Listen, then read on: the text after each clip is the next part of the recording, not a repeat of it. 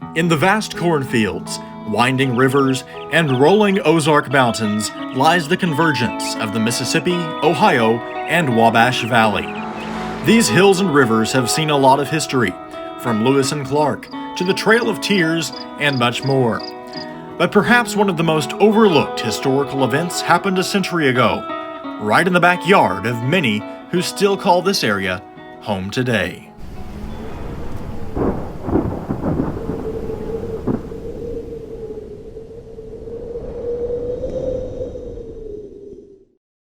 March 18, 1925. By the early afternoon, an unseasonably warm March day in the Mississippi Valley turned ominous. A powerful storm system was forming, and by 1 o'clock p.m., the most devastating and deadly tornado in U.S. history was already on the ground, carving its path of destruction across Missouri. After traveling over 5 counties in southeastern Missouri, the fast-moving tornado had already claimed 10 lives in the small communities of Annapolis and Beasley, Missouri. But right here where I'm standing is the spot where the tornado was at its widest and most destructive. Just minutes after crossing the Mississippi River, it would decimate the small community of Gorham. The first home to be destroyed in southern Illinois was the home of Martin Meisner, a ferry boat pilot whose log cabin core of the home is said to have survived, while the modern update to the shell of the home was blown away. Meisner and his family survived at the home. The location of their home is said to be where the lake ditch empties into the Mississippi River. After the tornado crossed the Mississippi River, its first victim in the state of Illinois was the small community of Gorham. The destructive tornado destroyed much of the town of Gorham, with more than half of the town's residents being injured, and 36 of them were killed. Almost every building was destroyed or severely damaged. Pauline E. Hogan-Miller was 8 years old and in the school in Gorham when the tornado hit. She described increasing wind and hail to golf ball size before the school disintegrated. She was blown from the school and survived a trek of approximately 1,800 feet. The schoolhouse collapsed with the roof crashing through the floors. The teacher of the primary grade ran out of the building and died just outside the front door. Many children died behind her. The basement of the schoolhouse was the only place left for a temporary morgue. The superstructure of the school building was entirely carried away, but the first floor was left to serve as a roof above the dead. After traveling through the community of Gorham, the tornado destroyed the farm of A.B. Schofield. John Ingram, 62 years old, his 7-month-old baby girl, and 5-year-old son later died. As the tornado continued its track towards the large community of Murphysboro, Illinois, the Henry Varner farm was destroyed with surrounding trees leveled. Henry and his 2 children died on the farm. At 2:32 p.m., the tornado crossed the Big Muddy River west of Buster Brown Park and entered Murphysboro. At this point in its track, the tornado was nearly at its widest, and most certainly, its most destructive. A thriving community at the time, home to bustling businesses and a strong mining industry, at 2:30 p.m., the tornado struck with unimaginable force. Entire neighborhoods vanished, schools and factories collapsed. The devastation was total. In a matter of minutes, Murphysboro suffered more fatalities than any other town in the tornado's path. 234 people lost their lives, making it the deadliest single-city tornado event in U.S. history. The tornado, estimated to be an EF5 by modern standards, roared into town with winds exceeding 300 miles per hour. Entire blocks were reduced to splinters in seconds. Schools, homes, and businesses were obliterated as debris was swept into the churning vortex. The Mobile and Ohio Railroad yards, one of the town's largest employers, were completely decimated. The destruction was swift and merciless. At Logan School, 17 children were killed, while at Longfellow School, 9 students perished when the walls collapsed around them. The tornado's power was so intense that it embedded large wooden planks deep into tree trunks, demonstrating an almost unfathomable level of force. Witnesses described the scene as apocalyptic, streets clogged with wreckage, survivors wandering in shock, and cries for help rising from beneath the rubble. Fires broke out in the aftermath, adding to the devastation. The town's gas lines had been ruptured by the storm, sparking flames that consumed what little remained of some buildings. First responders and citizens worked tirelessly, digging through debris in search of survivors. With hospitals overwhelmed, makeshift treatment centers were set up to tend to the wounded. At the Jackson County Historical Society in Murphysboro, a small but powerful representation of the sheer force of the tornado is on display for the 100th anniversary commemoration. 2 trees, one of them on special display in Murphysboro, were donated to the Illinois State Museum in 1925 by H. Langdon Robinson. Robinson was a young lieutenant in the National Guard, which he was called out in the aftermath of the devastating tornado. According to his daughter, Sally Robinson, he asked to have the trees after they were cut down in order to donate them to the Illinois State Museum. For more than 75 years, the trees have fascinated museum visitors from across the country and around the world. In this photo, a young man is pictured hanging off of the very board you see here, showing just how deep into the tree's trunk the board was driven. It sort of washed over me again when I stood and looked at it, and I tried to imagine the force that it took to drive that plank through that tree. And I've read accounts where people had sand embedded in their skin and glass shards and splinters and hundreds of splinters on their bodies and under their skin, and others would have to try to pick those shards and those wood splinters out. So it helped me envision, and it was a sad thing, a sinking feeling to envision people coming up out of their off the ground or wherever they were, and to be covered with items that had been literally embedded in their skin from the force of that wind.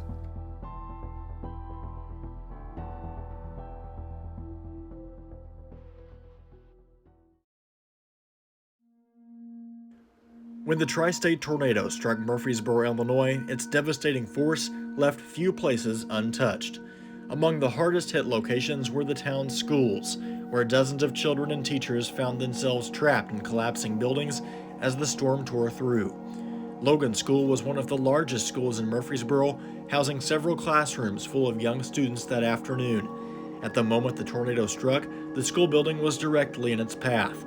The powerful winds ripped through the structure, causing the roof to collapse almost instantly. Survivors described the moment as if the world had exploded around them. Children screamed for help, their voices muffled beneath the debris.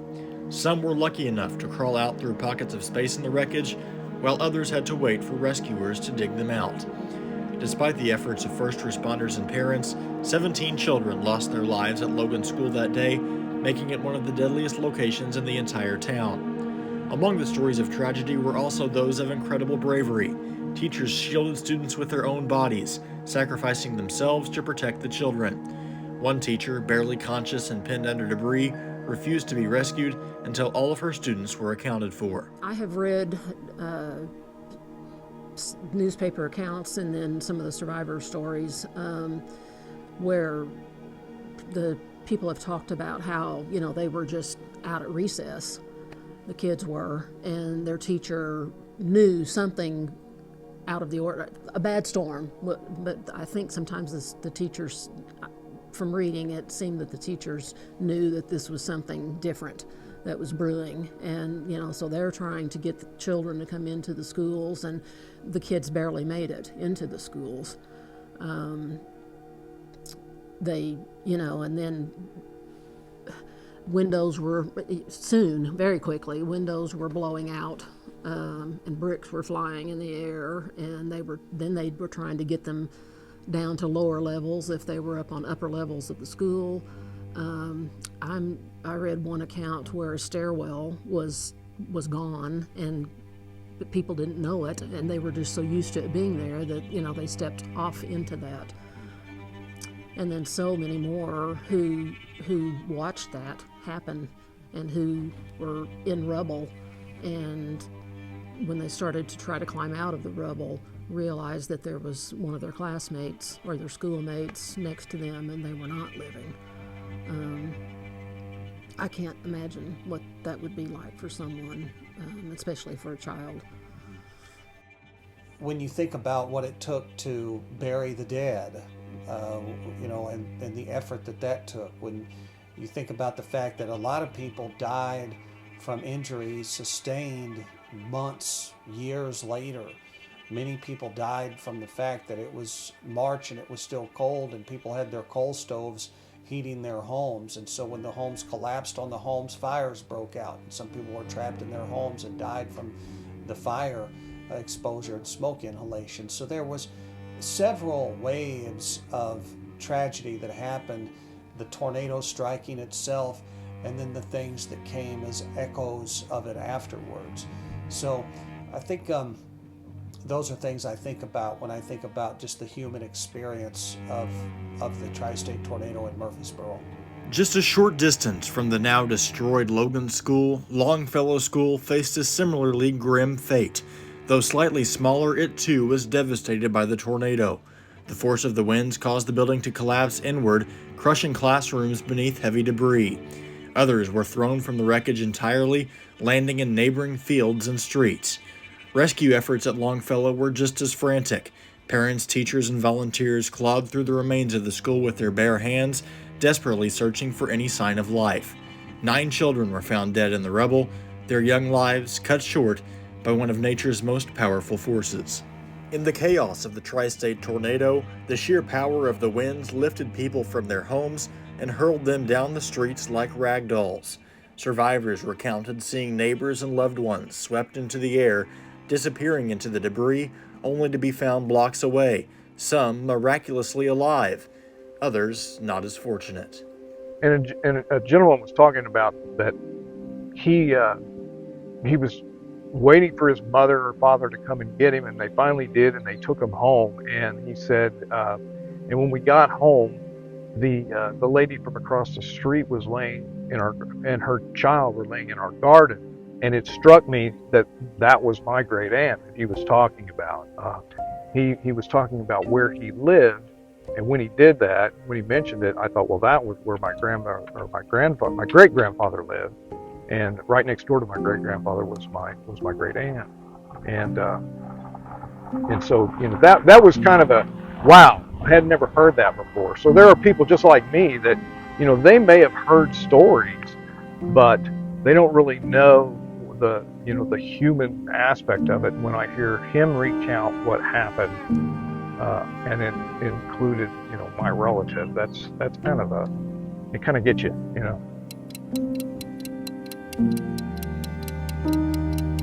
After decimating the community of Murphysboro, the small town of Desoto, Illinois, became one of the hardest hit communities in the path of the tornado.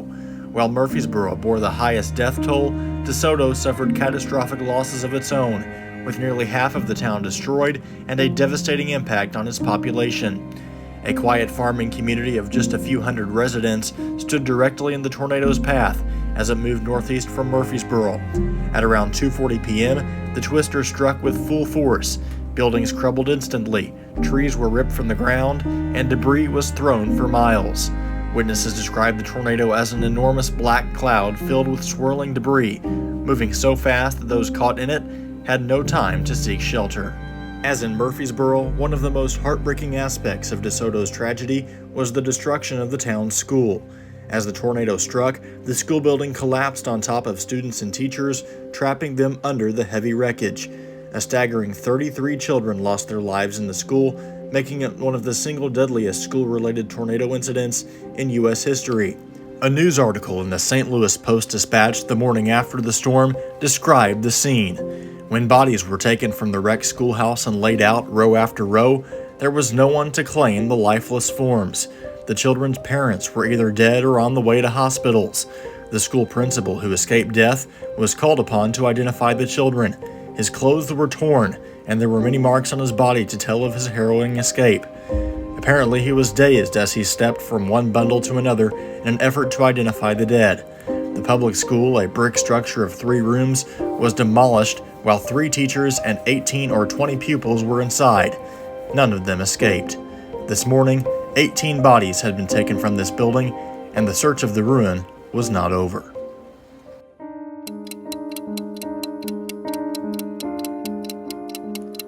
At around 3:10 p.m., the storm reached West Frankfurt, Illinois, a city of more than 20,000 people at the time. It entered the city from the west at Joyner School and swept a path about a mile wide, leaving death and destruction in its wake. The northwest part of the city was completely demolished. More than 1,500 coal miners were at work beneath the surface in the devastated area and escaped injury or death. But the tornado had reduced to kindling more than 500 miners' homes near the mine, not sparing the women and children in them. As they came to the surface, the miners ran toward their wrecked homes and began digging out the dead and wounded.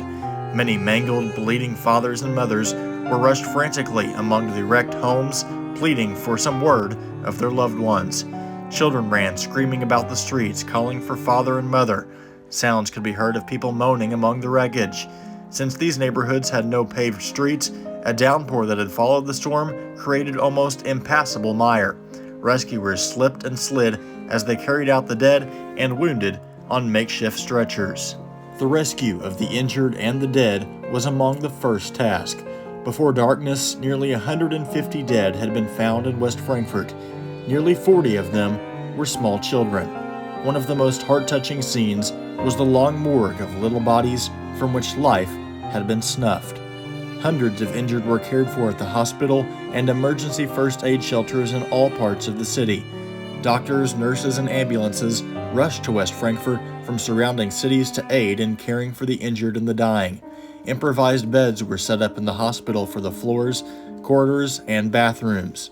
Churches, lodge rooms, and schoolhouses were converted into emergency hospitals, and there still were not ample facilities to care for the injured.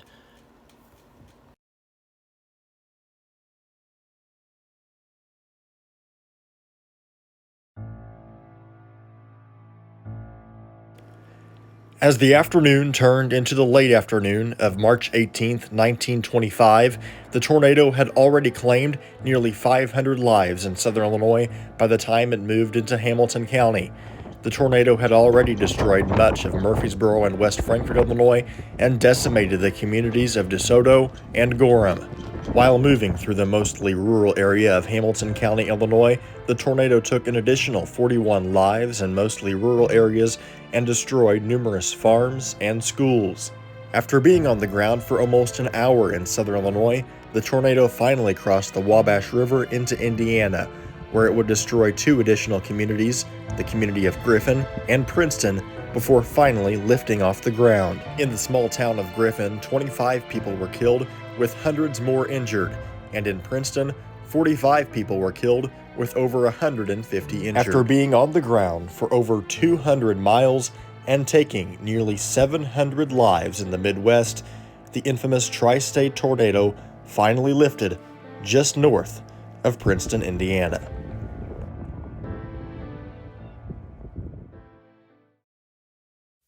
"100 years later, many of the towns that were reshaped by the devastating tri-state tornado still have not fully recovered to their old selves.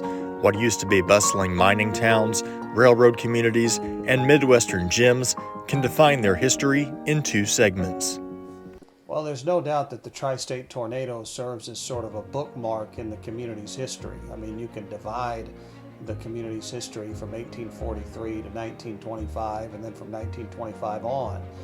There are 2 distinctly different Murphysboros that existed. I mean, one community is not the other because essentially the entire town, with the exception of a little bit of the northeastern part of town, was totally destroyed.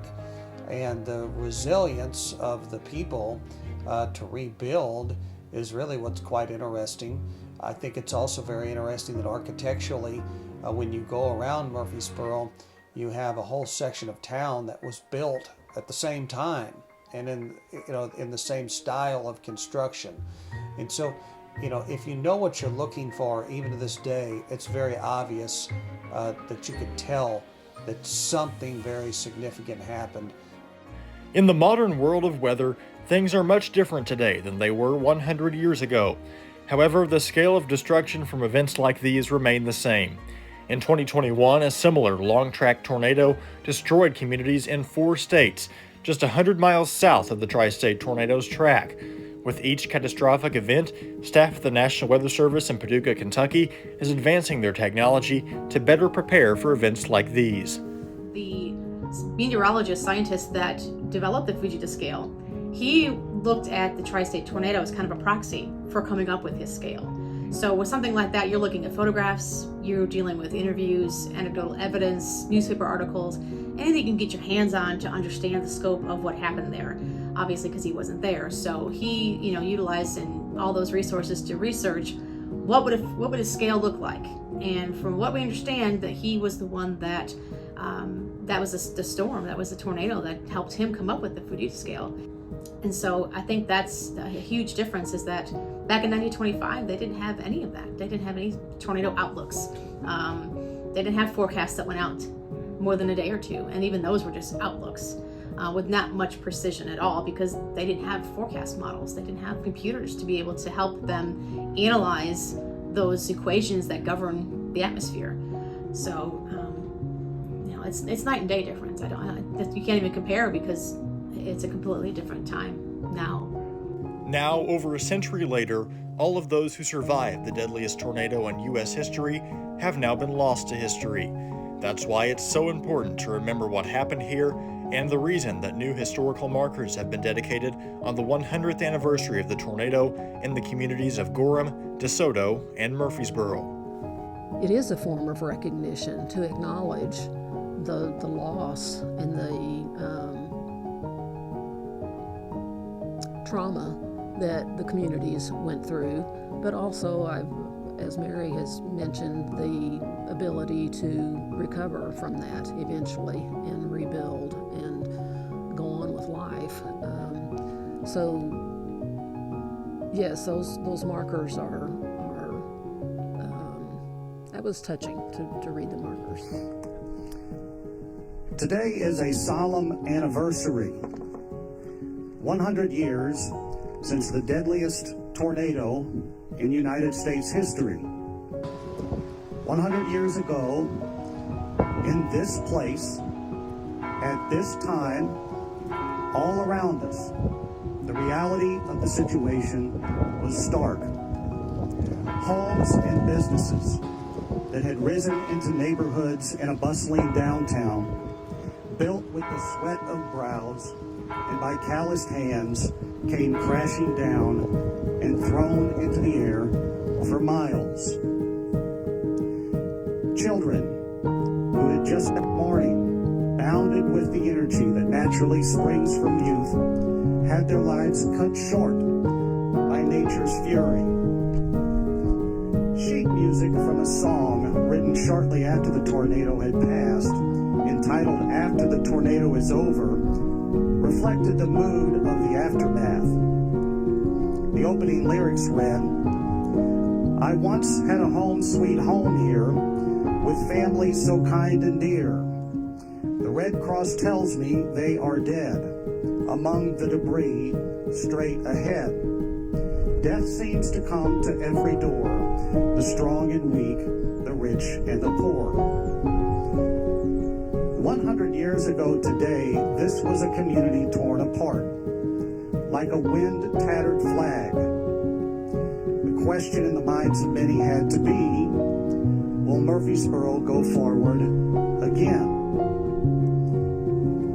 And we know the answer to that question as we stand here today. We know that this tornado was a bookmark in Murphysboro's history and not the final chapter.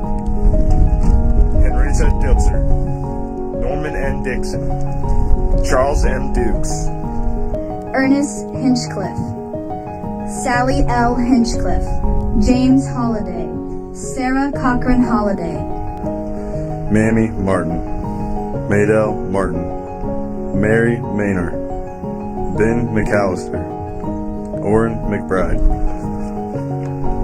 Victoria Graff McBride.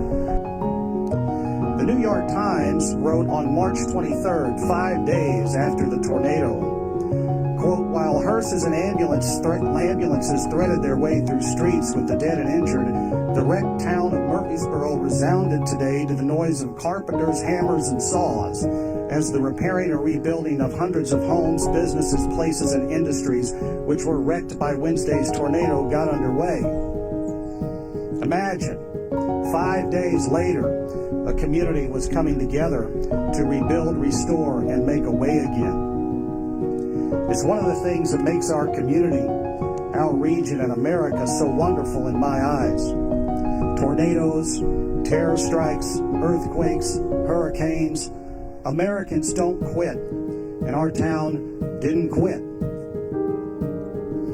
In closing, as we consider this day and remember those who died, let it be a reminder that life is fragile and tomorrow is not promised for anyone. Value the blessings you have today and remember the example of resilience of previous generations, and let it be a motivator for us when the daily trials and tragedies of our life come our way.